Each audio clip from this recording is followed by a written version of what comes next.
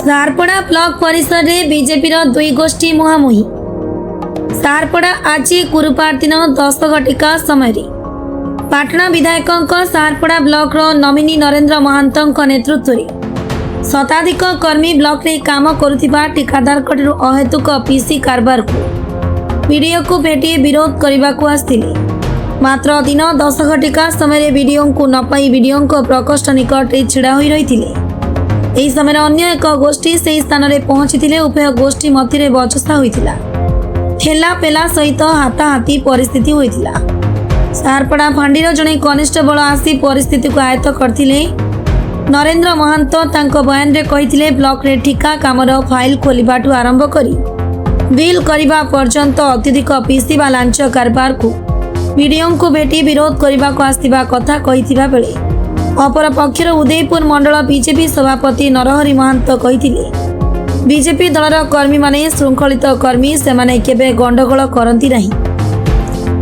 आमे विधायकों को विरोध करूना हूँ। विधायकों नमिनी नरेंद्र महांत अतीत बीजेपी थिले आम दलर ब्लॉक अध्यक्षा को नहीं बीजेडी दल को चली जाइथिले। बीजेपी सरकार जीतिबा परे पुनर्बार बीजेपी रे मिसी विधायकों नमिनी होई काम देबे कही लोकों टंका आदाय करुछंती। अन्य दलरू बीजेपी को आसथिबा किछि न्यस्त स्वार्थ व्यक्ति को धरी विभ्राट सृष्टि करुथिबा श्री महांत कहिछंती। मो नरेंद्र कुमार महांत पटना विधायक प्रतिनिधि सारपड़ा ब्लॉक कोन आज नेशनल सारपड़ा ब्लॉक कोन पे एथिरे देखा गला पूर्वरु जे टाइप रो पीसी चलतला गत 8 तारिख रु अत्यधिक पीसी कारबार चलछि जहाँकि विभिन्न प्रकार लोक मते फोन करजंती जे सर एते पीसी एबे काहे की कटा जाउछि। तो मु हमरो आउ अबनी महांत जने अछंती बीजेपी कार्यकर्ता तांको पचारली बेले कहले जे नाही प्रत्येक फाइलु आमे पैसा नबु कौन सी फाइल छड़ा जीवन ब्लॉक रे जो कौन सी फाइल खोला जीवो आमे पीसी नबु एवं ऑफिशियली मध्य बहुत अधिका पीसी नउचंती। यार प्रतिवाद रे आज हमर कुडे सारा जीपी रो सारपड़ा ब्लॉक रो समस्त पुराना कार्यकर्ता आसिकी तार विरोध रे ऑफिशियल स्टाफ आइगा वीडियो नउचंती 2% असिस्टेंट नो 2% आ ऑफिशियल वाला 0.5% नउचंती चेयरमैन हेडे काटछन 2% ए टाइप रो पीसी कोटा चली सरकार गोटे पटे कोजन जे पीसी कारबा संपूर्ण बंद होई जिवली किंतु सारपड़ा प्रकार कोन एगोली कार्य आमे भी विरोध करथुलो बीजेडी समय रे जे पीसी हटाओ बोली किंतु एबे मोहन सरकार रे काहे के माने पीसी नेबे तो तार विरोध रे आमे विरोध करबा पई आज ब्लॉक को आस्थि कोन हला ब्लॉक विरोध कोन कोन वीडियो सर को मु बार बार फोन करछे से फोन उठाउ नांती तण को एमएलए मासन को कहली जे ए टाइप रो प्रॉब्लम तो कोन करिया से कहले आपण वेट करंतु ऑफिस ओवर पर्यंत तापर देखन कोन गुटे झमला हला सला सला झमला तो हबार किछि कारण नै है जो माने ए सब ऑफिसर मान को प्रोत्साहन दउचंती से माने ही याको विरोध करूचंती जे पीसी एत की जीव बोली ठीक के ठला पेला कोले केमि कोन उभय गोष्ठी में ठला पेला हला कोन किछि सेमती तो ना कहि हो नहीं कारण गहरी थिला एपट सपट कथारु काहे की एपट परिस्थिति सुचला जी केवल पीसी पे है अत्यधिक पीसी पे जो दुई गोष्ठी में हला कोन उभय गोटे दलर किंतु मत अलग माने विशेष करके पीसी ब्लॉगर जो कारबार होती ताकू लेकी अपन रे परिस्थिति आई आई वीडियो या पर कोन मु बार बार कहि जे हो बुझिबा कहि चलचंती जे एमती कहीं नाजिया बेले मो ग्रीवांस देथि कलेक्टर को 20000 30000 टका नेले जाई की फाइल खुलतला ताको बंद करा गला को कमरेटा पीसी सब जो अपन एगा सब एनआरजीएस छाड़ी की आउ डेवलपमेंट वर्क जते होची सेतर ने आउ गोटा को भाबरे गोटे काम ऊपर केते परसेंट मिल जाउची सेठी एबे हम 16% ये कार केते समस्त डिवाइड नउचंती जाकी वीडियो टू अब किरानी समस्त नउची काम निम्न मानर काम हम जदि एमती 71 बार चलिबो ताले कॉन्ट्रैक्टर जे करिवो मिनिमम तो 10 ରୁ 5% तो प्रॉफिट दरकार इन्वेस्टमेंट करछि जेतु तो ऑफिस जदि एमती चलिबो ताले काम कोन होबो आमे तो डिम सरकार पिटुछि जे भलो काम करबा भलो सरकार आछि डबल इंजन सरकार तेणु करी यांकर पुराना जो नीति थिला बीजेडी समय रे सेही नीति रे ही चलछि ऑफिस आपण आथिले किछि समय पई जो विरोध करतले पीसी को केमती कोन संघर्ष हला केमती कोन उभय गोष्ठी झगड़ा लागि ठला पेला आमे तो चाहू स्वच्छ भाव रे हमर ब्लॉक चालू सोहेला वाला जदि पीसी नउचन नियतु किंतु एमती 100 बात पीसी नबा को आमे दबु नै ଠେଲାପେଲା କେମିତି ହେଲା ମାରପିଟ ଘଟଣା ହେଲା? ଠେଲାପେଲା କହିଲେ ଆମର ଯୋଉ କାର୍ଯ୍ୟକର୍ତ୍ତା ମାନେ ଆସିଥିଲେ ସେମାନେ ବିଡିଓଙ୍କୁ ଭେଟିବା ପାଇଁ ଆସିଥିଲେ ଏହାର ପ୍ରତିକାର ପାଇଁ, କିନ୍ତୁ କିଛି ନ୍ୟସ୍ତ ସ୍ୱାର୍ଥ ଗୋଷ୍ଠୀ ତାକୁ ବିରୋଧ କଲେ ତାପରେ ଯେ ଯାହା ଚାଲିଛି ଠିକ ଚାଲିଛି, ତୁମେ ବିରୋଧ କରିପାରିବନି। ତାପରେ ଠେଲାପେଲା ଠେଲାପେଲା କହିଲେ ଏଇ କାମ ଯୋଉ ପଞ୍ଚାୟତକୁ ଡିଷ୍ଟ୍ରିବ୍ୟୁଟ ହଉଛି ସେଇଥିରେ ପାତରଅନ୍ତର କରାଯାଉଛି।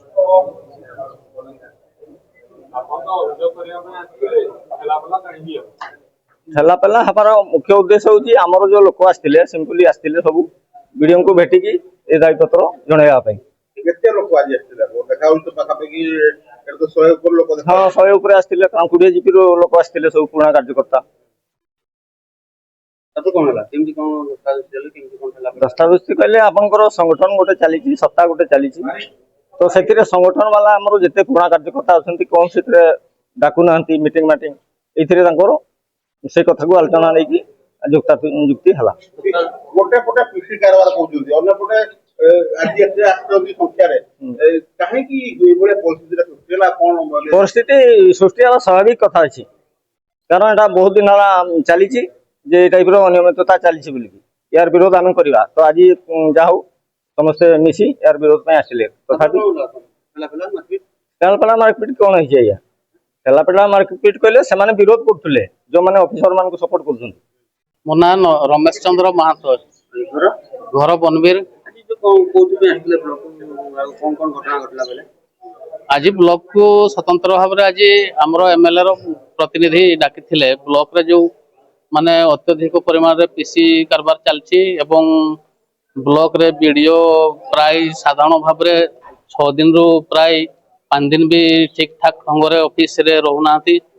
ସାଧାରଣ ଜନତା ଆସୁଛନ୍ତି ଗାଁରୁ ତାଙ୍କର ଅଭିଯୋଗ ନେଇକରି, କିନ୍ତୁ ସେମାନେ ଏମିତି ଫେରି ଯାଉଛନ୍ତି କାହିଁକି ନା ବିଡିଓ ପ୍ରାୟ ଅଫିସରେ ରହୁନାହାନ୍ତି, କୌଣସି ଅଫିସ ଖୋଲା ହଉନାହିଁ। ମଝିରେ ମୁଁ 2-3 ଥର ଖଣ୍ଡେ ଆସିଥିଲି ବିଭିନ୍ନ ଇସ୍ୟୁ ନେଇକରି, ସେତେବେଳେ ବି ବିଡିଓଙ୍କୁ ପାଇନଥିଲି। କଣ ହେଲା? ଆଜି କଣ ଆଜି ଆଜି ଏଇ ଯୋଉ ସ୍ୱତନ୍ତ୍ର ଭାବରେ ଡାକିଥିଲେ, ମୋର ବି ଅଭିଯୋଗ ପୁରୁଣା ଥିଲା। ବିଡିଓଙ୍କ ସାଙ୍ଗରେ ଭେଟ କରି ସମସ୍ତେ ମିଳିମିଶି କରି ଆମର ଏଇ ଯୋଉ ଅସୁବିଧା କଥାକୁ, ଏଇ ଯୋଉ ଆମର ପିସି ଏବଂ ସାଧାରଣ ଜନତା ଯୋଉ ରହିଲେ ଆମର ମାନେ ଅନ୍ତୋଦୟ ସ୍ଥଳରେ, ସେମାନଙ୍କର କଥାକୁ ଠିକ ଠାକ ଢଙ୍ଗରେ ସରକାର ଅମଳରେ ବୁଝା ଯାଉନାହିଁ ବୋଲିକରି ଏସବୁ କଥାକୁ ନେଇକରି ଆମେ ଆସିଥିଲୁ। ତାପରେ କଣ ହେଲା? ଦସ୍ତାବିଜ ଦେଲେ, ଠେଲାପେଲା ହେଇଛି କଣ? ଧସ୍ତାଧସ୍ତି ଠେଲାପେଲା ହେବାର କାରଣ ମୁଖ୍ୟତଃ ଏଠି ଆମର ଏଇ ବ୍ଲକରେ 2ଟା ଗୋଷ୍ଠୀ ଅଛନ୍ତି। କିଛି ଅଛନ୍ତି ଚେୟାରମ୍ୟାନ ଗୋଷ୍ଠୀ, ଯୋଉମାନେ କି ଆମର ଅଫିସିଆଲ ଷ୍ଟାଫ ଯୋଉମାନେ କି ରହୁଛନ୍ତି, ଆମର କ୍ଲର୍କଠୁ ଆରମ୍ଭ କରି ବିଡିଓ ପର୍ଯ୍ୟନ୍ତ ସମସ୍ତଙ୍କର ପିସି ଇତ୍ୟାଦି ସେମାନେ ସବୁ ଠୋଳାଠୋଳି କରନ୍ତି। ଆଉ ଖାତା ଖୋଲା ଯିବା ପାଇଁ ଯୋଉମାନଙ୍କର ଯୋଉ ଫାଇଲ ଖୋଲିବା ପାଇଁ ପଇସା ପତ୍ର ଇତ୍ୟାଦି ସବୁ ସେମାନେ ନିଅନ୍ତି। ତ ଯେତେବେଳକୁ ପିସି ବିରୋଧରେ କଥାବାର୍ତ୍ତା କଲା ବେଳକୁ ସେମାନେ ରାଗି ଯାଇଛନ୍ତି, ତାଙ୍କର ସ୍ୱାର୍ଥରେ ଆଞ୍ଚ ଆସିଛନ୍ତି। ଆମର ଏଠି ଯୋଉ ରହିଛନ୍ତି ଯୋଉମାନେ କି ଚେୟାରମ୍ୟାନ ଗୋଷ୍ଠୀ ବୋଲି କହୁଛନ୍ତି, ଆମର ବିଜେପି ର ହିଁ ଯୋଉମାନେ କି ବର୍ତ୍ତମାନ ସଂଗଠନ ଦାୟିତ୍ୱରେ ଅଛନ୍ତି।